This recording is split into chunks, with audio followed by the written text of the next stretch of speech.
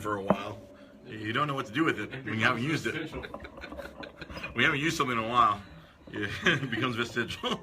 Did you start it? I started the Facebook. Okay. So we're live on Facebook. We're live on Twitch. All right. So give me a silence and. Yep. Fart.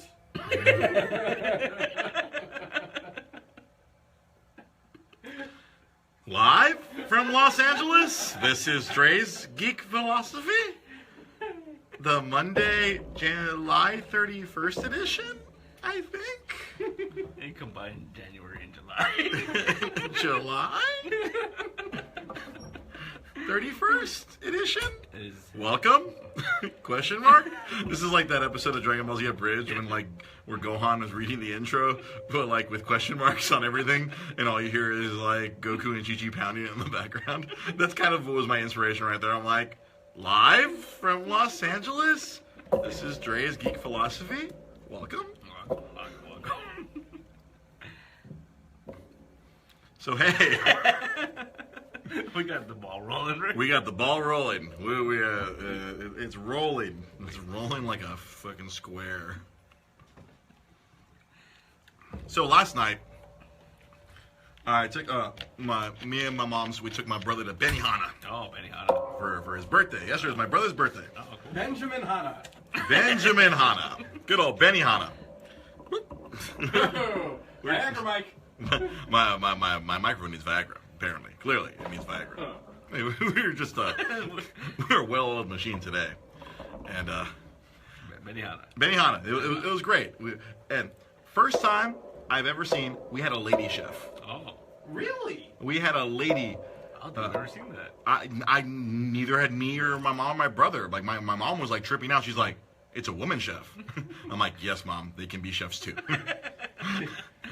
Hashtag yes, all chefs. Yeah. The crazy thing here is that on the side, she's also a female a male. She does male circumcisions. I mean, when you're that accurate with eyes. But here was the awesome part, because my mom noticed immediately that she cooked very differently, in that she was able to manage everything a lot faster. Because the main my mom would always bitch about how like they'd always do the vegetables last. And like we'd get all our meats, and then we get the vegetables after the fact, because like these dude cooks would only cook one thing at a time, and this female cook, boom, she cooked everything at once. She managed the entire table. It was freaking amazing. Wow. Was she Latina? No, she was Asian. No, she was Asian. Latinas handle it in the. I know. Latinas handle it in the kitchen, but it was crazy. We were like, my mom was like singing her praises because boom, everything we got hit with everything at once. It was like boom. All of my see, I had freaking shrimp, I had freaking steak, and I had freaking whatever else. I had shrimp and steak, and boom, shrimp, steak, the freaking appetizer shrimp, freaking mushrooms that we ordered, everything at once. And mom's like, "This has never happened before," because my family, they're creatures of habit. Every birthday is Benihana. It's almost to the point of kind of annoyance with me. I'm like, you guys are personal friends with Benjamin. Apparently we are. Like every July, every September, and then times in between as well. Wow. But we were so impressed. Like my mom had me like sneak her a tip. This is just for you. You were freaking awesome. I mean, it's true, man. Usually you get like stuff, and it's like your meat's cold. Yeah, your meat's cold because you get stuff, a little bit at a time. You get one thing at a time because they show you what they're cooking, and sometimes they're like messing around, and just like doing the making whole making the heart out of the fried rice or. Oh yeah. See, that's always gets me because I always get the fried rice, and I always finish it before my food's Yeah. ready to go. Oh, and this drives me crazy. Yeah, this was a cool thing. We weren't finished our fried rice, and she was already firing stuff at us. Nice. So, I don't know if she was like new generation. Or like I don't know necessarily because she was female, or maybe she's young, or she's a young cook and female cook. She managed everything. It was freaking awesome. Gave her an extra tip, and we're like, "Good job today. You were awesome. Nice. You handled the business today." But also, my brother's birthday. I feel Adult Swim gave my brother an awesome birthday gift yesterday because Rick and Morty came back last night officially. I know it's not a show that you watch. No, but I also heard that Rick and Morty got a gift from McDonald's. Yes, that was going to be a part of what I'm going to talk about here as well. Sorry, well, you know what? Let's lead off with that because that happened earlier in the day yesterday. Because when Rick and Morty came back, on April 1st, where we got the best reverse April Fool's prank ever, where people tuning in to Toonami to see freaking Dragon Ball Super or Samurai Jack. You instead got a brand new episode of Rick and Morty.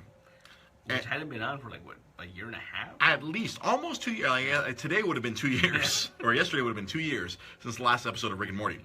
And the big crux of the episode was Rick's obsession with the Szechuan sauce. That was a promotional sauce from Mulan back in 1998.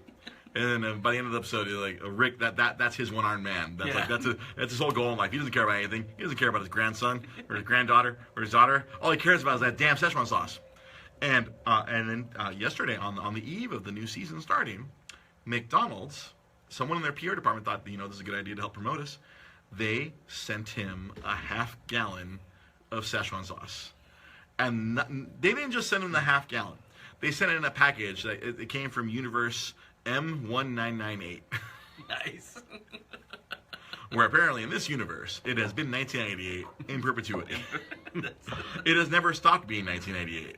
It has always just been 1988, which is how McDonald's was able to open a portal to this dimension and go bring back Rick some of this Szechuan sauce, which he loves, which is his obsession. From what I'm gathering, anybody that happened to mention it on Twitter, if they use that hashtag with McDonald's and the Szechuan sauce, they actually, they have to check their DMs. McDonald's may be sending them their own jug of it. It's a half gallon. So they sent one. They sent a special one to the creator of the show, Justin Roiland, and it's great because it even has the label itself has a whole little side story of how it's like we couldn't leave this portal open. Because then all of a sudden, if you were told that all day breakfast was happening, you would want to leave 1988 too. That's true. And we couldn't have, boy bands and hookah shells and there were three bad things from the 90s that they mentioned. We can't have those things coming back. So we grabbed the Szechuan sauce and closed the portal. And here, we sent it to you to satisfy your needs, Rick. That's funny. It's just hilarious. Yeah, there was no way they were going to bring it back officially. I mean, what is this? Crystal Pepsi? Yeah. Right? Or Zima? I think, they are coming out with a live-action Mulan movie in a couple of years. So I would have thought. Oh, that's true. That might be it. So now, I feel, I felt that would have been the time when that would have come back. But now, I feel that Justin Roiland, co-creator of Rick and Morty, has now just ensured that we're going to get Szechuan sauce. And whenever the Mulan movie comes about, we're going to get McDonald's Szechuan. And depending on how you talk to it, it's either awesome or it's awful. Yeah. I don't remember it at all. I don't remember ever trying it. I never had it. I haven't had McDonald's since the mid-90s. I only have McDonald's breakfast. That's all I do. That's the only thing I can abide in my belly for McDonald's. I have not had any normal daytime McDonald's in a very long time, as far as I can remember. This year has seen a lot of early 90s, mid-90s things come back. Yeah. We had Crystal Pepsi. We had Zima. I still never had a Zima. Surge? Didn't Surge come back or something? That freaking soda energy drink? I remember it. I just can't remember. I don't know if it came back. My last ex, she was obsessed with that. We need to think of things that we want to have come back. I read an article once. There's a lot of things that don't want to come back. Yeah. Well, I mean, I want Ecto Cooler to come back. That came back. That came back last summer. For the movie. Oh, but that was it. It was gone after that. Oh, yeah. Yeah. Yeah. No, I read an article one time. It was really weird about why people are so nostalgic for the 90s. And someone said it was because it was pre 9/11. No, that I can see because there's the way that everything changed after that. Yes, it was much harder to get on a goddamn flight. Yeah, no kidding. But it's the same obsession that people had with the 80s a decade ago. It seems like people romanticize everything that happened 20 years before. This is an idea of what I mean. Back in the 80s, everybody was saying how great all the stuff from the 60s was. Because everybody who was growing up around then were 18, 19, and all the people who were in charge of making the decisions as far as movies and TV shows all became of the age where they could look back on that era as that was their prime. I could look back on the 80s and the early 90s And now, like, if I was an animator, by now, if I applied myself, I should be in charge of a show at age 38. Yeah, that's what they were saying, too. That's what the problem with The Simpsons right now is a lot of the people working on them grew up with The Simpsons. So a lot of the episodes are just, like, referencing back to old episodes. Yeah. Oh, wow. That is how long that show has been around. Yeah. And now it's like, it has become an Ouroboros. It is eating itself. Yeah. And the people, like, who are the show writers, the people who are the ones that produce the shows, are basically our age now. And they look back on the things that they have taught me. You could see stuff like influences in Guardians of the Galaxy, for example. Right. There's a lot of... Heavy. Everything is heavy. Yeah, influence everything from that the was 80s. huge in the 80s and 90s is big again. Remember back in the 90s, everything was disco. People started wearing bell-bottoms again. Everybody was wearing... Yeah. That's right. Oh, God. It seems like every 20 years we start to romanticize things that we missed, and that becomes hip again. Well, I mean, look at that, too. So are we going to be a bunch of grumpy 55-year-olds and people are going to be reminiscing about Justin Bieber and we're going to want to stab them in the face? Fuck yes. And fidget spinners are going to be huge again. I don't understand that at all, man. No, yeah, think about it, though. We have, like, Transformers in the theaters, and Star Wars, and... That's true. I mean... Ninja Turtle movies, like, you know... That second Ninja Turtle movie was not bad. It really was basically a 2-hour episode of the cartoon. Yeah. The Technodrome, man. Yeah, that's the fucking Technodrome! Rocksteady and Bebop. Yeah, I was sold on that in the trailer. We see Rocksteady and Bebop. I was like, I'm in. Like, this is going to be stupid, but I don't care. See... But, you know, another thing about this Rick and Morty show, there was a lot of references like that, like as we were talking about, a lot of references to that. Yeah. So in last night's episode, it was very Mad Max heavy. Yeah. They went to a... so, see, Sam, in the show, the parents of Morty are having a divorce. They're getting a divorce, finally, after 2 seasons. If you watch the show, it'll make a lot of sense. And the kids are kind of having to deal with this whole divorce thing. And so normally, I guess they just act out, but you have the world's smartest super scientist with you. You can go get in some stupid shit. And so, like, the teenage daughter, Summer, she's like, can we go somewhere really dangerous and really stupid so I don't have to think about this? He's like, you have to ask me twice. And he takes them to a Mad Max freaking dimension where apparently sometime in the late 90s... Yeah, the world ended. The world ended. And it degenerated into Mad Max, where like if you were you're wearing friggin' S&M gear and friggin' mohawks and everything, and then I guess there anyway. We're halfway there. What do they call it? The Boom Boom War. Right? The Boom Boom War. Yeah. And apparently, they went up to Seattle, and people who were still, I guess, people up in Seattle were still wearing like flannels. Oh, yeah. They're still trying to hang on to the time before the Boom Boom. And I think what was really great about and then what's really great about Rick and Morty is, like, they will take ridiculous things and combine them with real world problems or real world issues. And it's this weird chocolate and peanut butter. Yeah. You sit there and you're watching, you're laughing, and you're like, oh wow, they're going through some real shit here. Yeah. Like, it's not just, it's not chaos for chaos' sake. Yeah. The chaos is kind of a cover for, like, Summer's working through her freaking father issues. She was straight up killing dudes. She killed like the leader of the enemy tribe. Like, I'm killing you, but not because you asked. Bam. It's like straight up. And, like, Morty's working out like his anger towards his dad, and like he gets like super powered, and he's killing every dude, and he's just imagining every dude he's killing is his dad. Yeah.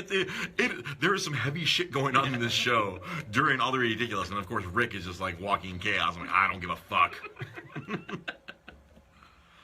Honestly, I really think you'd enjoy the show. Similar if you just gave the description without saying what the characters were. I would say you're almost talking about South Park. South Park is really on the nose. South Park tries really hard to hit social issues, where this show is more subtle about it. Okay. Yeah. Okay. Like, you're looking at all this chaos, and underneath the chaos, there's this weird messaging. Like, there was an episode in an earlier season where Rick runs into one of his exes, and he's like working out all his shit, and then you realize why his exes are like they always leave him, and he's this broken man. He attempts to kill himself at the end of the episode, and he fails. So he's Kenny. No. Did you miss the whole thing where I'm like, no? Yeah. Okay. Kenny's not killing himself because he's emotionally bankrupt and realizes he's an awful person. Kenny dies because he just killed Kenny in every episode. Yeah. No, Rick is this like insane character. He covers up all of his freaking inner angst and inner pain by freaking with this crazy super science. And like they show him at the end of the episode, he's attempting to kill himself. And the only reason he doesn't kill himself is because he was so drunk he passed out before the laser could go through his head. And they always suggest that he did some shit. Like there's like something. Yeah, like in the past, he has done some like yeah. like in the view of the galactic government, he's a fucking terrorist. Yeah. Like fucking bird person. We have committed a number of atrocities across the universe in the name of freedom. It was him, Bird Person, and Squanchy, right? Yeah. They were like best buds. They were in a band together. They rebelled against the government. This show is like, it is surprisingly intense. It is insanely hilarious, but it's also quietly intense. I mean, if you watch the documentary about Dan Harmon on Netflix, then you understand where all this fucking darkness comes from. Dan Harmon has seen some shit, man. He has envisioned some shit. My God, his brain. I need to take a trip through his brain. Fuck. That whole section in the documentary when they bring him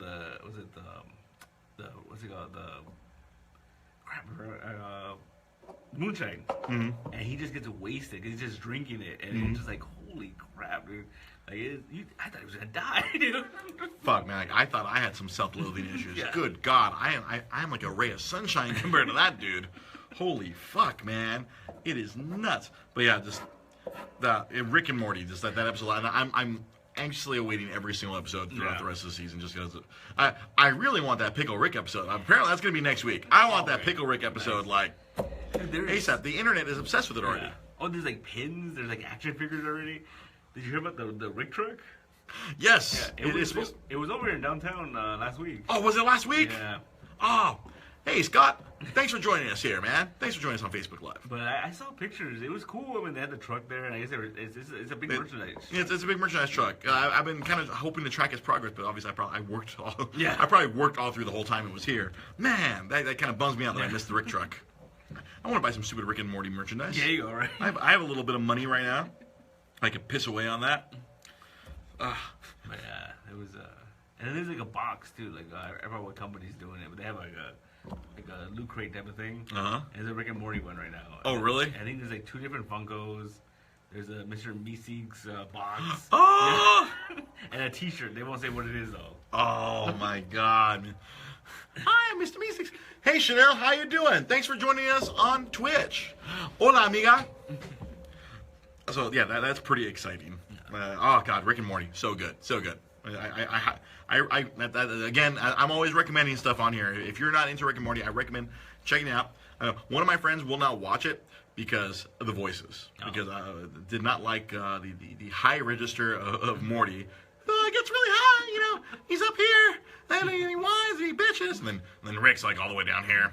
He doesn't give a fuck. So like, I guess the voices are very grating for my friend, and then they cannot consume it like everyone else. Something that I saw today. As always, GameStop is a frequent topic on the show. Just like Nintendo, just like Disney, just like any place I've ever worked is going to be a frequent topic. And one of my friends, who's also a veteran of GameStop, posted an article today where we found out that GameStop has decided to open their stores on Thanksgiving Day. Wow.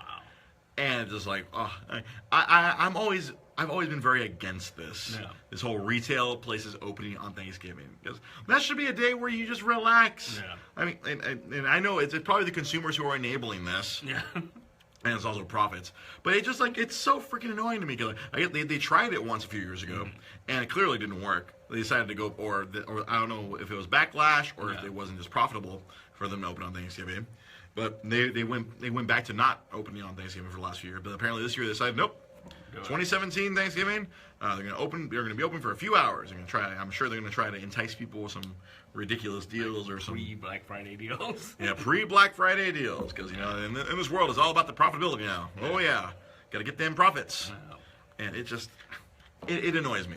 Yeah, there's a lot of sort of doing that now. I think it's just a thing now, and I mean we haven't gotten to that point. I don't think stores open on Christmas Day yet, but it's just gonna happen. I mean, are we gonna reach that point where stores will open on Christmas Day? I think so. Where it's like, are you a terrible father? Yeah.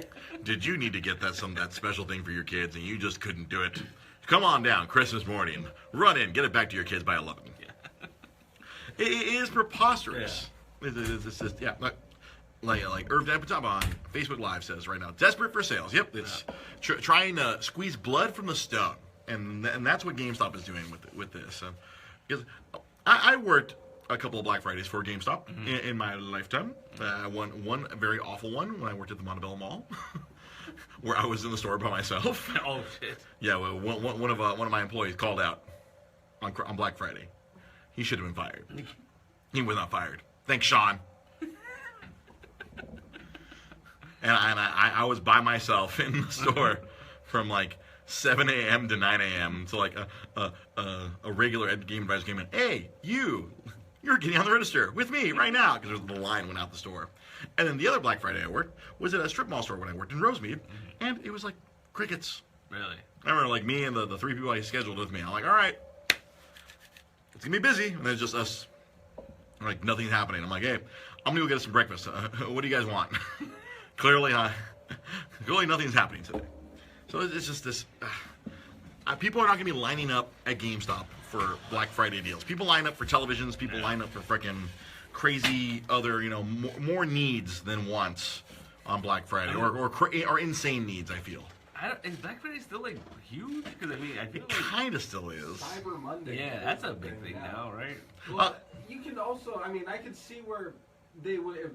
They just want to bring in the money, but if they're going to be selling games that are typically $60 at like $25 to $30 range at that point, then I could see people saying, okay, yeah, let's do it. But those deals will be happening at all retailers. That's the thing. Because usually, because I know, like, I always avoid buying EA games that come out in the the August to November range, because they're always just going to be on sale on Black Friday, and they're always going to be available. Yeah, because most of them aren't that good. I remember I picked up last Black Friday. I picked up Battlefield 1.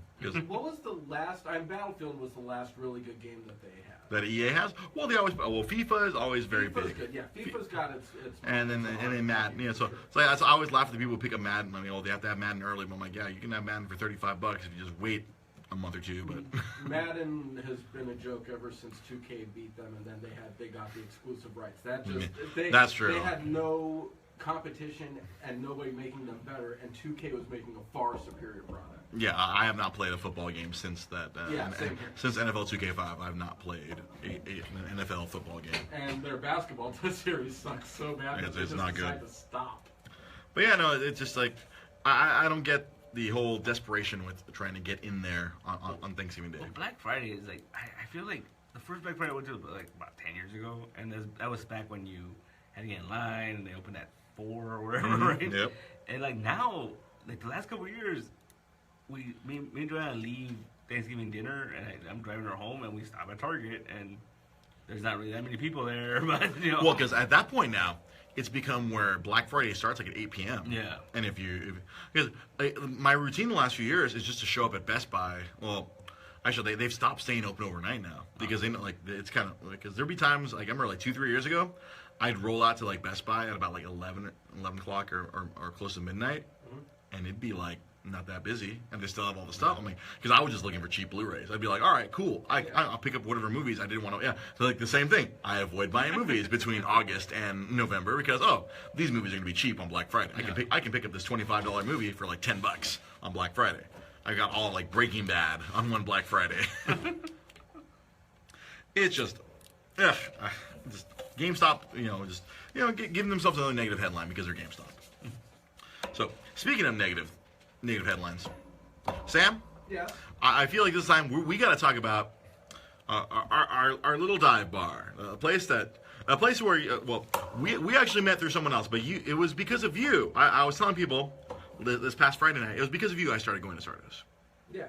There was a bar over in Burbank, and that Sam and I and many other people, we all frequented all the damn time. Well, we used to frequent a lot more in the past, but not so much in the recent history, not so much. But there's this nice little dive bar. Well, crappy little dive bar. I shouldn't say nice little dive bar. It's a crappy little dive bar. Pete, you got to see it for like the second time this past Monday. I literally after we did the show this past Monday, we went straight over there because this place was shutting down because finally the bills were too much. The mismanagement was finally caught up to it, and our favorite karaoke bar is no more as of this past Friday. Sardos Bar and Grill, or as I used to call it sometimes, Sardos Farm and Grill. Ew. Is gone. Many friendships, many relationships, many all sorts of a whole big circle of people who all were connected to this bar. This bar has now been snatched away from us. Yeah, and I don't want to give it like the title everybody else does. Oh, it's our Cheers. The thing is, it was different than Cheers because it was you. If you were a person that was cool and you were consistent and you didn't try to force your way into stuff, given time, you become part of the family. Right. And it's not so much the bar, but the people. Yeah, no, that's always going to be the biggest thing for me. Like, I know people were lamenting the loss of the bar, but like I was not there to bury the bar. I was there to bury the environment. I was there to bury the friendships. I mean, well, not really bury the friendships, but yeah, it's like we don't know. I'm like, honestly, like I was telling you, like when you were there with me this past Monday, I'm like, I don't know when I'm going to see like 90% of these people ever again. Yeah, there was groups of people there that I know I'm never going to see ever again. Some of them I'm like, okay, cool, peace out. Yeah. You know, like, and then other people, nice knowing you. But then other people you genuinely like, oh, you know, I like hanging out with these people. And it's always a sociologist would call it. It's that third place. Yeah, it's a home. It really is. That place is as home as it gets for me, and it's, you know, people always will say terrible things about how it was managed and everything, but for me, honest to God, the owner never did anything wrong by me. I had never any issues. Everybody else had issues with him because of how they treated friends of theirs or treated some of the employees and stuff like that. But at the end of the day, for me personally, he was always straight up and I never had an issue with him. He ran a bar that, you know, and he was doing it by himself, showing up damn near every day. And just like every one of us, if we're having a shitty day, then we tend to let it soak out on other people. And so that was, I think, one of the issues, is whenever the money was getting tight, he tended to take it out on everyone else around him. Well, I know I have a very love-hate relationship with that bar. Yeah. Because there are many times where it was just tough. It was just like there's sometimes where like see you're talking about the relationship with the owner. Like he never actively said anything to me directly, but he'd always if there was something that he didn't like about me, he wouldn't go directly at me. He'd go directly at my friend who worked there. Friend of the show, D-Loke. He'd always he'd take it out on him directly. Yeah. Or if I was doing something, then it's like, oh, I'm getting out. Or if I wasn't spending enough money, or if I was just singing too many songs, too many people were bringing me up. Yeah. He'd go complain to someone or he'd give shit to D-Loke, and he'd make his life extremely difficult, which I always thought was pretty shit. I'm like, come at me, throw me out of the bar then. Yeah. If I'm doing something, throw me out then. Don't fucking take a shit on him just because I'm doing something that's pissing you off. But really, the big point of conversation and the thing that everybody should remember about it is PSK. Good old porn star karaoke. Because honestly, I feel like that's probably what kept the place alive for a very long time. Because for those who know, this is a porn. There's a karaoke bar in the Valley. And one of our friends, she's a makeup artist in the adult film industry, and her and some other people decide, hey, let's go. They go to this bar on a Tuesday night. It was generally pretty dead, and it was a great night. They could all hang out. They could not be treated like objects. They could be treated like people. They can have a great time, get drunk, and it kind of became a thing. Like 14 years ago, they decided to show up on a random Tuesday, and they kept showing up every Tuesday, and it became the porn star night.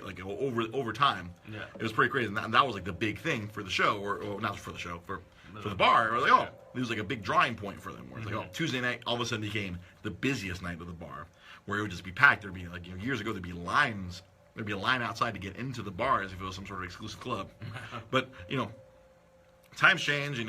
A lot of people. And Sam was saying he never got anything, but this owner honestly he would alienate a lot of people. Yeah. And it got to the point where there's times where he'd say he didn't like having regular customers, or I guess the type of regular customers that the bar had. It was people who just buy the minimum amount. They'd buy 2 or 3 drinks, and that's it. They just buy what was necessary just to hang out and sing at the bar, where he would have preferred people who spent way more money. Yeah. Than people who were going to drop $50, $60. And he'd like alienate all these people all the time. Where it's to the point where, like, that was a big thing. Like when you were there with me on Monday night, I said, "Oh, that person hasn't been here in 7 years." Yeah. It was just he always felt like he had a very adversarial relationship with a lot of the regulars there, which is it caused a lot of negativity, and a lot of people kind of like got over it this past week just to see the bar for one last time, because again it was more about the relationships than it was about the bar. But I don't know, it was just a weird adversarial relationship that he kind of had with the customers. Like, Sam said, "Oh, maybe he'd take out bad days on customers," but sometimes it'd feel like he was having a bad day every day. Well, no, honestly, it was a lot of it was taken out on the employees, and then we would hear about it from the employees, the employees, and that I think a lot of the animosity that was built up was done through a lot of those interactions that we saw that he had with the people that work there. At the same time, if you show up and you don't bitch at him, he doesn't bitch at you, And with me, I just was very happy with how. Well, then again, you'd show up and fill yourself up with frickin' what's your drink? 7-7? No, gin tonic. Sorry, yeah, gin tonic. I knew it was a clear drink. Yeah. Like you'd fill yourself up with $50 worth of gin and tonic, so he's happy with you. Me and my $10 minimums, he was not happy with my type of customer. Well, I mean, I didn't always go in. By the end of it, I didn't have to have any drinks. I just go in and he'll just talk. Oh, I know. And that's the thing. If just like anybody, if you just listen to them, they'll treat you okay. Well, yeah, it's funny. Like, I went this past Sunday when no one was there. I thought people were going to show up, and then eventually no one showed up. I showed up because I had a really bad day at my day job, and I was like, I'm going to go there and get myself shit-faced. And it was just me and him. Like, there was literally 8 people at the bar. Yeah, that's what it was like last Wednesday, the second to last Wednesday. The second last Wednesday? Nobody was. And so it was just me sitting at the bar, and it was the owner just talking to me the whole night. He gave me a security shirt, which is what led to a hilarious photo of me and D-Luck with me doing my cosplay. I did a cosplay. I dressed up as D-Luck and did my impression of him. Yeah. Complete with the crestfallen face. It was perfect. Oh, it was perfect. Drove him nuts. This past Friday was the final night. It's funny. All week I've been saying all week. I'm not coming back. It's gonna be crazy. It's gonna be crazy. It was crazy. And then D-Loc and Connie were like, "You gotta come." Yeah. And I was like, "It is last night. I'm not gonna sing." I was not gonna sing. Thursday night. That was like my final song at Sardos was Thursday night. That was Blackstreet's "No Diggity" was my final song.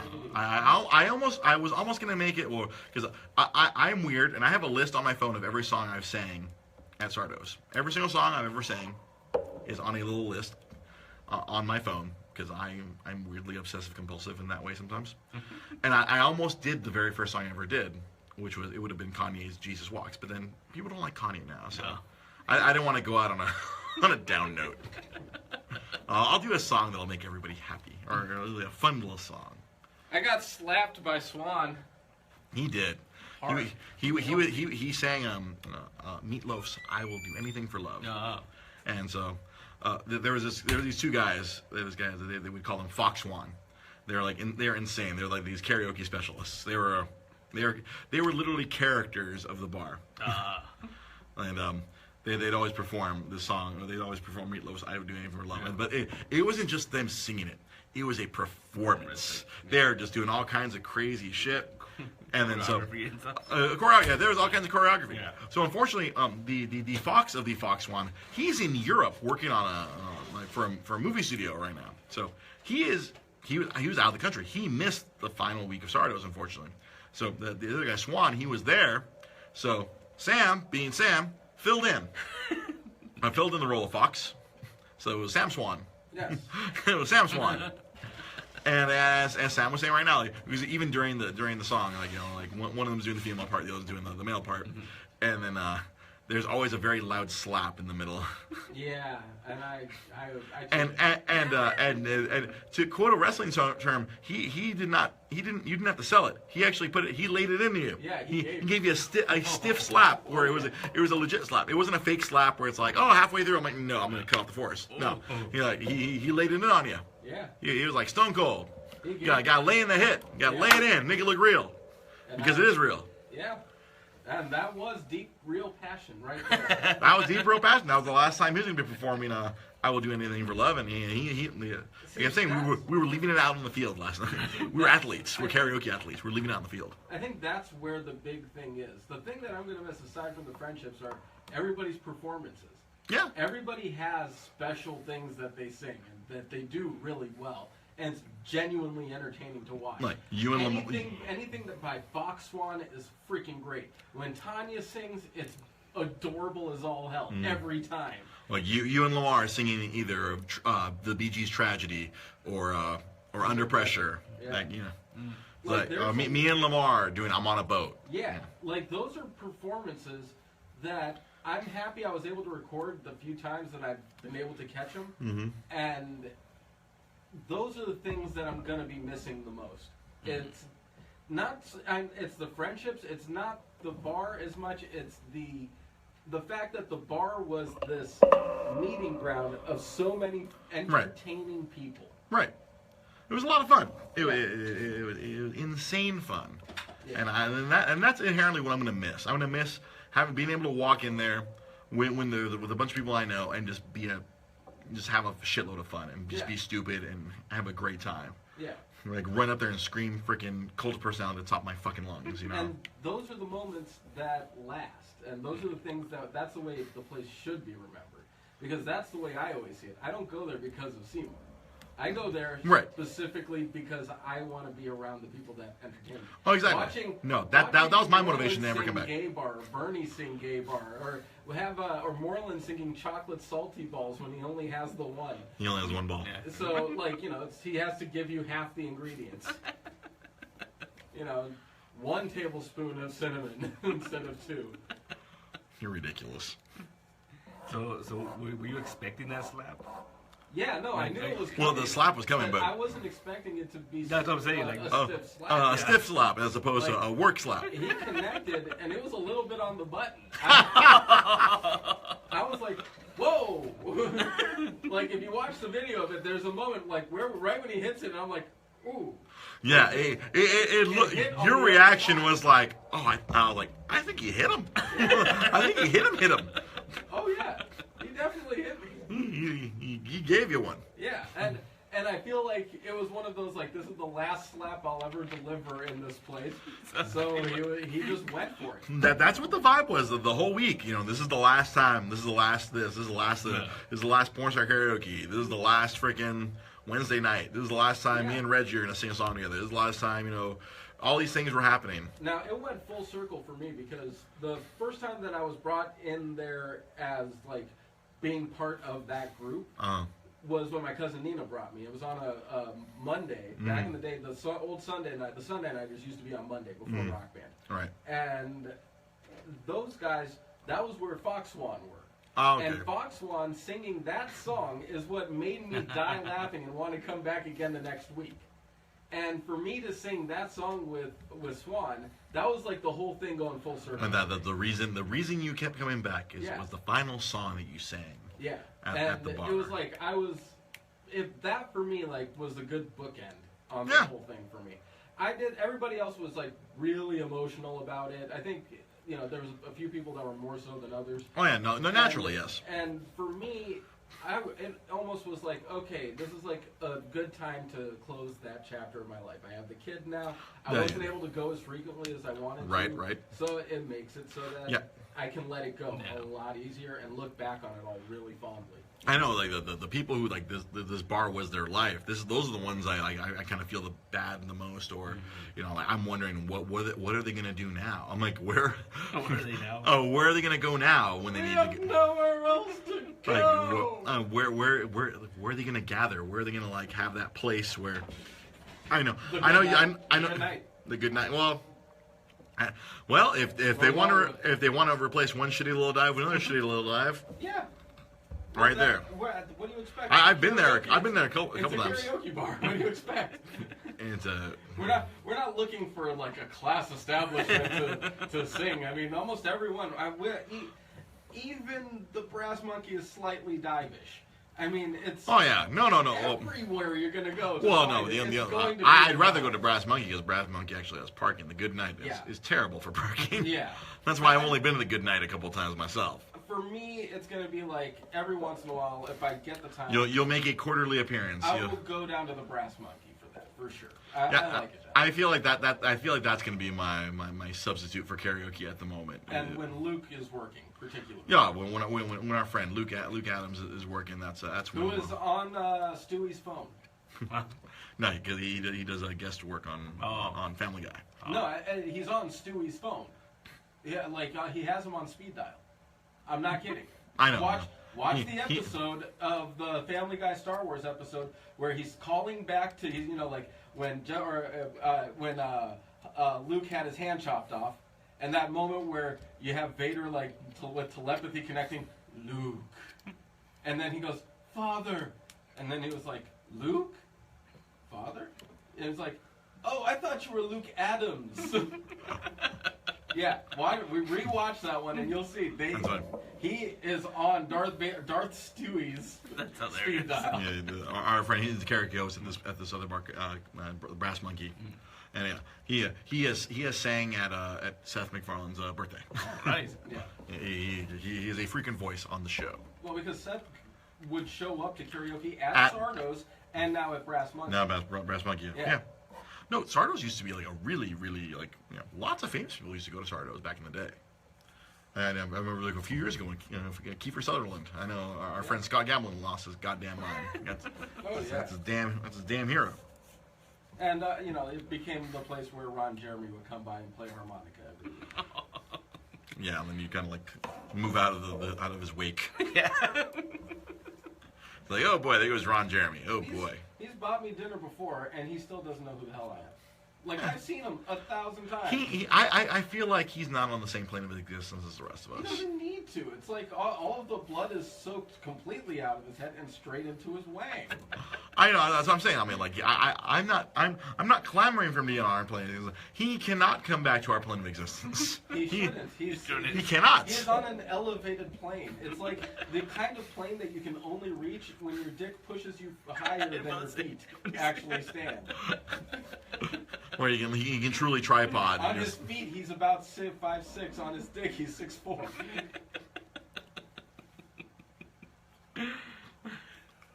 He's one of the few guys. We were talking. Everybody was talking politically about like the Scaramucci saying that Steve Bannon. We don't go to politics, but the fact that he was always trying to suck his own dick, and Ron Jeremy could actually do it. Yeah, he could suck his own dick. On the news channels were saying it's physically, humanly impossible. No, Ron Jeremy could suck his own dick. He can do it. He could suck his own dick. At least he could before. I don't know if current Ron could. No.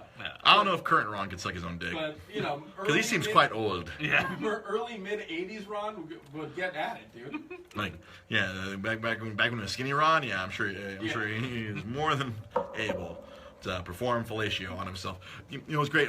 If anyone watches that Last Week Tonight, there was a great clip of all the news organizations trying to work their way around his quote. It was Last Week Tonight. Yeah, Last Week Tonight. Yeah. Yeah. And yeah, it's trying to avoid saying suck his own cock, like expletive his own expletive. It was great. I'm sure if you go on YouTube today or tomorrow, it's pretty great. I love how he was showing those clips and then he just said it. Like he just said, this is what they're trying to avoid to say. Yeah. He was trying to avoid saying suck his own cock. Yeah. It was out, and apparently Scaramouche does not do the fandango. No. But, you know what? I want to talk about something else that sucks a lot of cock. You know what else sucks a lot of cock? Walmart. And let me tell you why Walmart sucks a lot of cock. Silky Smooth Segue by Andre Cervantes. That's why I'm the host. That's why I'm in charge here. You know what the fuck Walmart did to us last fucking week? All right, so I remember like a week or two ago, we proudly proclaimed, me and Sam Zia, we pre-ordered our SNES classics. We thanks to friend of the show, Andy, we freaking got our pre-orders in, and you know what those motherfuckers did? Fuck you, Walmart. Fuck you, Walmart. They fucking canceled our fucking pre-orders. Eat all of the dicks.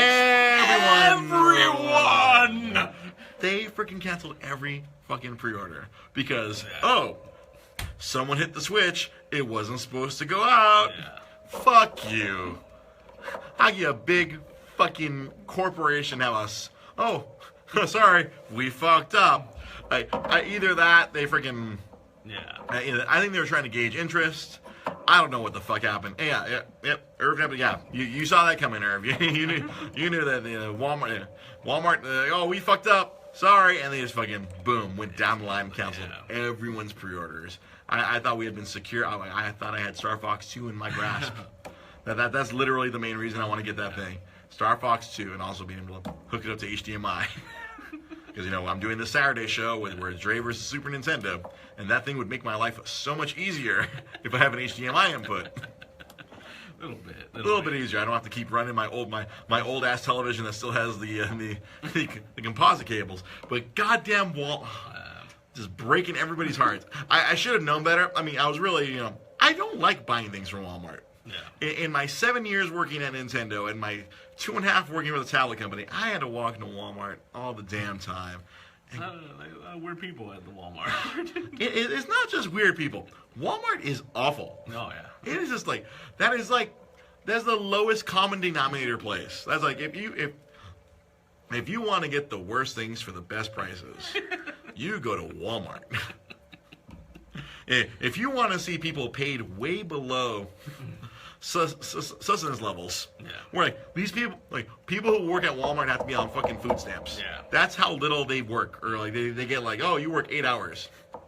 And Irv, bring it up on show contributor Irv Dan Patapa, peopleofwalmart.com. Yeah. If you've ever gone to that website, it just attracts the worst of the. I hate to say it, that place just attracts the worst of the worst. It's just it's a magnet for sadness. People say the city of Cleveland is a factory of sadness. No, Walmart is just it's a gravity well of crushing hopes and destroying dreams. I have not walked into a Walmart since I got let go by the tablet company. Every Walmart has this particular smell. I cannot describe it. It has this particular smell. You walk into Target. Target smells like popcorn.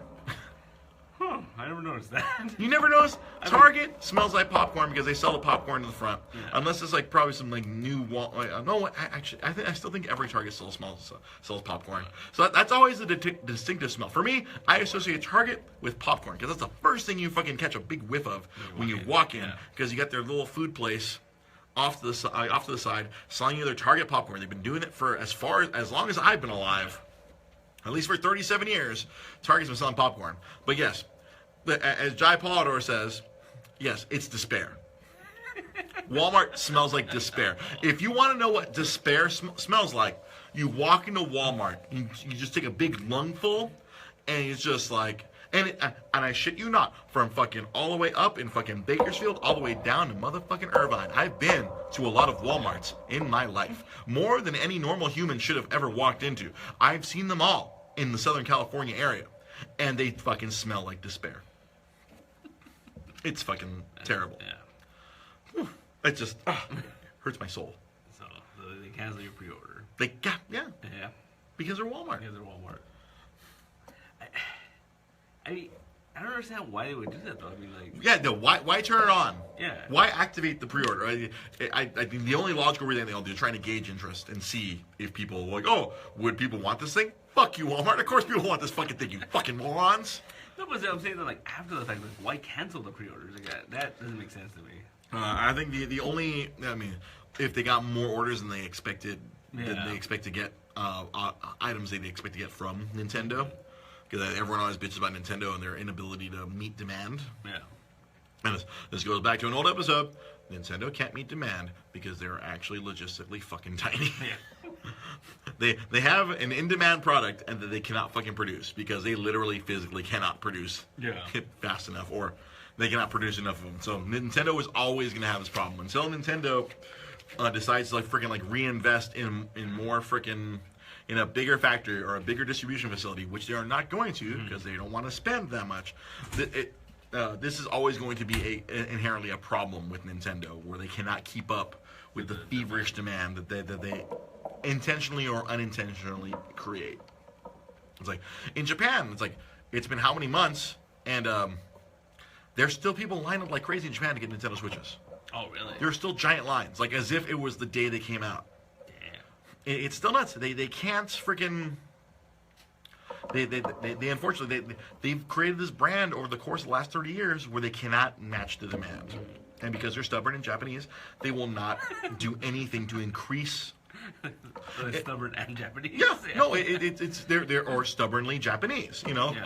however you want to slice it, because they're very traditional in their business, where like they are not going to go out of their way. Like I've said it before, and it's going to be a fucking broken record. They're not going to change the way they do business just because they have a sudden influx of something. Because if they had gone overboard during the Wii and then they had this giant factory during the Wii U times, they would have been financially fucked. Yeah. So, like, in some cases, yeah, this is what allows them to stay financially viable in the long term. They are not the hare. They are the tortoise. They will always do the same thing because they want to get to the end point. They want their goal is not massive profits. Their goal is survival. Yeah. Because they have seen shit. They watched the video game crash of the 80s. They're like, oh, wow, we don't ever want to be involved in something like that. Yeah. So they're like, and for Nintendo, it literally goes like waves. You know, it's like, oh, NES, Super NES, fucking great. N64, not great. GameCube, not good. Wii, right back up. They're on top of the fucking world again. Wii U, not great. Yep, Irv Apatapa says Nintendo consider themselves a small business. They are not a major corporation. And if you look at it logistically, they are not a giant corporation. Yeah. They are a small corporation that has the brand of a giant corporation. Yeah. And it's the best and worst thing. Yeah. They make a lot of money. They also adhere to very strict rules that they don't want to. They've set themselves. They don't. Do you think they hold themselves back at times? Yes. Oh God, yes. Oh, most definitely. But again, it's just that's just their mentality. They're very risk-averse. I mean, they'll take risks. Like, they'll take a risk on creating weird software, but they won't. They won't. Or harder. They'll create weird things, but they're not going to take crazy logistical risks. You know what? Seriously, that's not. Everybody looks at Nintendo as like, oh, they. It's very negative. People always look at Nintendo very negatively when it comes to that. Like saying, oh, they think Nintendo's holding back. You know, like the Wii was initially criticized because it wasn't a gamer console. It was more of a family console.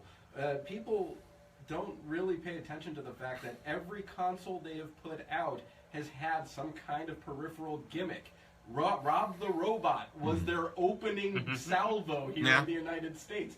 I had one of them, and it was awesome. Well, honestly, the Super Nintendo didn't have any weird gimmicks. Yeah, no, the Super Nintendo didn't have. Well, it had the Super Scope 6. No, but that wasn't out the gate, dude. Yeah. That was different. People, because they didn't come out with a zapper right away, and that was people wanted a zapper, and then they made the Super Scope, and it wasn't that great. Yeah, but the N64 wasn't a gimmick. They didn't need a gimmick because there was so much demand for the up-res. The up-resing, like going from 8-bit to 16-bit, that was the gimmick. Yeah, that was. I mean. That was a selling point. And then in Nintendo 64, there was no real game. Oh, they were the first ones to come up with an analog stick. Yeah. Yeah. That was the first one. Now the analog controller was the gimmick. And now analog sticks are standard. Yeah. So it's just, I don't know. It's because I see like Nintendo taking a beating again online. Because Nintendo will always take a beating all the time for people who are unhappy. They're taking a beating, but they're still putting out quality stuff for the Switch. And that's, it's insane. I'm dying for this Mario game coming out. I know. Another article I read, like, because a lot of people were shitting on Capcom for the Street Fighter game that I bought. Yeah. And that game sold 500,000 copies. And that's a huge fucking deal because they were not expecting it to do that well. Yeah. So now like Capcom's like, oh, now we're gonna make a shitload of games for the Switch now. We sold 500,000 copies. Holy fuck! Like they were not expecting. I think they were expecting 100K tops. Yeah. And they sold 5 times as many. Well, because the Switch sold how many units? They're only like 5 or I don't know how many. Like they're not that deep in, but they're selling out like crazy. They're selling out. Obviously, like I said, they're selling them faster than they can produce them. And there's not that many great software titles to go with it. I mean, as far as like stuff that you can buy in stores, like actually today I fired up my Switch today for the first time in a little while, and good God, for like an old school gamer like me who really like the old Neo Geo, there is a shitload of Neo Geo games that you can download on there, and they're $8 a pop. Nice. And it's like, holy fuck! I'm like, I want to download Samurai Showdown 4. I want to download Mark of the Wolves. I almost download Super Sidekicks, fucking sight unseen. Yeah. I was kind of maybe I should wait for Super Sidekicks 2. I remember Super Sidekicks 1 being that awesome. I remember playing the shit out of Super Sidekicks 2 back when it was in the arcade. Like all these awesome if you want to play Metal Slug, you can download Metal Slug on that thing. Yeah. $8. I mean, some people, some snooty fucking hard, like $8 is too much. It should be free. Fuck you. Yeah. Fuck you and fuck the horse you rode in on. There's a lot to this. There's a lot of downloadable stuff, but as far as like actual titles for the system, it's coming out. No, because ARMS just came out. Splatoon. Yeah. Splatoon was one of their big thoughts. I see when I checked out my friend list, everyone I saw is fucking playing Splatoon 2. But a lot of those are coming out like over the last. No, month. Splatoon just came out last month. Yeah. Yeah, recently over the last. So stuff is coming out now. It's building up, but people bought the system early in March. often. Yeah. Well, now all those people, like I said, all those people are playing Splatoon right now. They're playing ARMS. They're playing Mario Kart. The point is, I'm not surprised that Street Fighter sold that many units because there wasn't that much stuff available for it. Oh no! Let me tell you this. Let me tell you why it was surprising it sold that many units. Because a lot of the fighting game people were very against the game because they charged $40. Or it was a value perception. Yeah. Or it was a value perception where people thought, oh, $40 is too much for this game. Where like, oh, I could buy it on my PS2 for $10, or I could buy it on my PS4 or PS3 for $10. Why are you charging $40 for it now? This is again, it's a vocal. Let's see, this was the vocal minority was being very anti it, but then the silent majority fucking bought the game. Yeah. The silent majority that doesn't go to message boards like, oh, cool, friggin'. Yeah. New Street Fighter came out, and as you saw when I brought it with me to Sardos a month ago, all of us were playing it. Everyone was playing it, and none of those people there knew or cared about how much it cost. We were fucking having fun. Yeah. And that's why, to me, it was worth every dollar. It was worth freaking whatever $40 I paid for it because I derive so much enjoyment from having everyone play. The people who were hating on it were the ones that were lonely enough to sit and type hate mail or hate messages on message boards. No, they're the people who don't have friends to play Street Fighter with. Yeah, exactly. If you have friends and you can actually go to a place and like say, here, pop it in the middle. Everybody, let's have a quick tournament. It's fun. It's fun. I mean, it's like back in the day when we used to borrow. I remember we because I just saw he just joined on Facebook Live. We used to borrow our friend David's Nintendo 64. And now I kind of see this Nintendo Switch being that 64. Like we borrowed our friend David's N64, and we'd play Mario Kart. Yeah. We'd play freaking Star Fox. My friends were playing Ocarina of Time. We had this system that we borrowed it and played it at our comic shop where we hung out. And now with this Nintendo Switch, it's essentially I can take that anywhere, and all of us can play. Like if I bought Mario Kart and I bought a couple more controllers, 4 of us at a bar could just sit there and play Mario Kart right there on the spot. Yeah. We're playing Street Fighter, whatever other multiplayer games, all those SNK games, we can play multiplayer. Yeah. I can carry that thing around, and that's I think is the big appeal of that thing. Yeah, for sure. It allows you you can play with your friends. It's not just where you're stuck somewhere. You can play with your friends anywhere, and that's the big awesome thing about that bloody console. And that's why games. Yes, I want to have a game night. I want to have a Rock Band night. I want to have a game night. I really want to have. I think what I really want to do is I want to have like a fighting game tournament at my house. Star Fox, I just want to say it again. Fuck you, Walmart. Fuck you, Walmart. I wanted to play that Star Fox 2. Now I gotta fucking be worried about this shit again. Well, Irv, next time I come down here, I'll bring my Switch with me. Hey, we can all play. I'll eventually pick up a few more Joy-Cons or something. Do a whole bunch of. I bought Pac-Man. I downloaded Pac-Man Versus today. Oh, nice.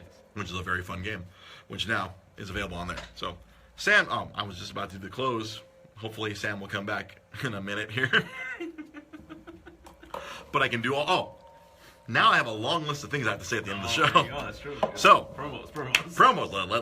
We gotta do the plugs. So Wednesday nights, myself and Pete Molini, we now do the Multiverse Comic Show. If you like comic books, if you want to hear us talk about comic books specifically, Wednesday nights, usually 8-ish. Yeah. It kind of depends on when we can get all the customers out of your store or whatever time I get there from my current job. Wednesday night. Wednesday nights, 8 o'clock.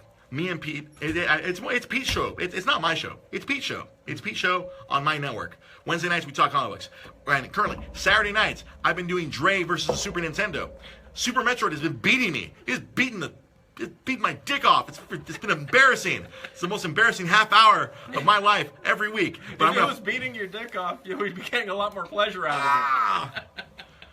It's been kicking. You know what? It's kicking my dick in. It would be a lot more rewarding. It's kicking my dick in. That's what it's doing. So why does it keep kicking him in the dick? So Saturday nights, usually also around in the 8 o'clock hour, I stream for about half an hour on Facebook Live. I need to figure out a way to kind of stream that on Twitch as well. I gotta solve that problem. That's a future problem for future Dre. So we have 3 shows a week now. Well, we're trying to put out more content so you can watch me and my buddies here be fucking ridiculous all the fucking time. So 4.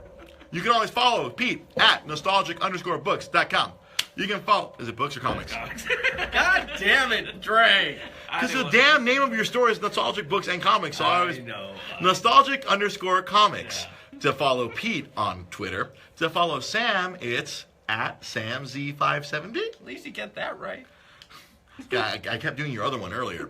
If you want to follow me on Twitter, it's at DreGP Podcast.